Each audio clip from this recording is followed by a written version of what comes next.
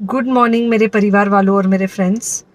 बहुत सारे डॉक्टर्स की तरह मैं भी बहुत परेशान हूँ, इसलिए मुझे लगा कि शायद मैं आपको अगर कुछ कुछ चीज़ें बताना चाहती हूँ और मैं शायद अगर ये बताऊँगी और अगर आप लोग सेफ रहोगे तो I might be at more peace. जैसे आपको सबको पता है कि बॉम्बे की हालत तो बहुत ख़राब है और धीरे धीरे बहुत सारे शहरों की और बहुत सारे स्टेट्स, इवन टाउन्स की हालत ख़राब होते जा रही है। बॉम्बे की हालत तो इतनी ख़राब है कि हमारे हॉस्पिटल्स में आईसीयू बेड्स वेटिंग पे है, पेशेंट्स के लिए बेड्स नहीं है।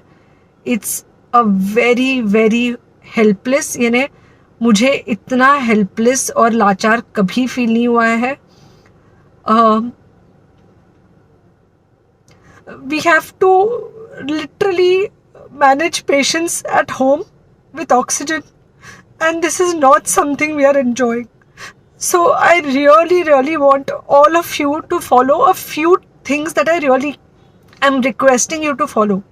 First, आप लोग प्लीज सेफ रहो। अगर आपको लग रहा है कि आपको 1 साल से कोरोना नहीं हुआ है इसलिए आप कोई सुपर हीरो हो या आपकी इम्यूनिटी बहुत अच्छी है और आपको ऐसे कुछ नहीं होगा, तो आप गलत फहमी में हो।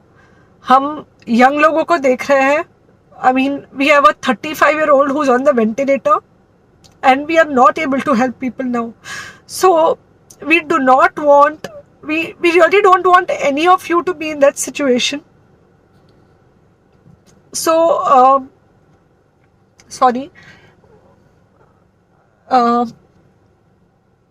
आई थिंक ये जो इमोशनल ब्रेकडाउन है हम डॉक्टर्स में अब सबको कोई ना कोई समय हो रहा है, because we not been so helpless. Okay, so most importantly please take care of yourself. Right now COVID is everywhere around you. Okay, तो अगर आप घर से बाहर निकलो, maybe you meeting your friends, maybe you meeting your family, it does not matter, you have to be masked. Okay, just because आपको अभी 1 साल से कोरोना नहीं हुआ है या आपको पिछले साल कोरोना होकर जा चुका है, इसका मतलब ये नहीं है कि आपको वापस कोरोना नहीं हो सकता। You can still get covid. तो please keep yourself very well masked at all times. अगर आप घर से बाहर निकल रहे हो तो घर के बाहर निकलो, मास्क होना चाहिए। मास्क सिर्फ इधर नहीं, मास्क पूरा नाक से पूरा यहाँ तक होना चाहिए।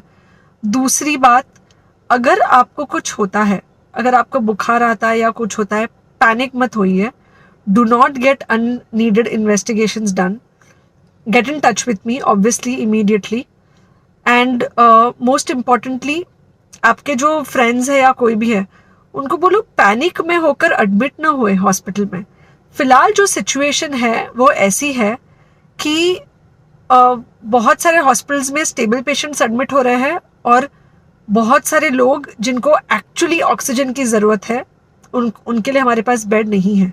इनफैक्ट हम लोग घर में लोगों को ऑक्सीजन देके मैनेज करने की कोशिश कर रहे हैं, और ये हमने पहले कभी नहीं किया है कि हम इतने सारे लोगों के लिए बेड्स ढूंढ रहे हैं, इतने सारे लोगों को घर में मैनेज करने की कोशिश कर रहे हैं। So please leave beds for people who actually need it, who have pneumonia, who need oxygen, and who will need to be under very close medical care. Third thing, if you have not taken the vaccine, अगर आपने vaccine नहीं ली है किसी भी कारण से, हो सकता है आप ट्रैवल कर रहे हो सकता है आपको वैक्सीन की हिचक हो सकता है आपने कुछ व्हाट्सएप पे फॉरवर्ड पढ़ा हो कि वैक्सीन की वजह से कुछ साइड इफेक्ट्स हो रहे हैं या कुछ हो रहा है। It's untrue. Please take your vaccine. ये हमको डेफिनेट दिख रहा है कि जो लोगों के 2 वैक्सीन के शॉट्स होकर 2 हफ्ते हो चुके हैं उनमें डेफिनेटली हमको इन्फेक्शन, सीरियस इन्फेक्शंस कम दिख रहे हैं और हॉस्पिटलाइजेशन ना के बराबर है। So the vaccine is definitely helping. Okay, so take care of yourself, do not take COVID-19 lightly. Please pray for the people in the hospital and please pray for the families and the caretakers of all these people in the hospital. उनको आपके प्रार्थना की बहुत ज़रूरत है और सबसे ज़्यादा ज़रूरत है कि आप अपना ध्यान रखें।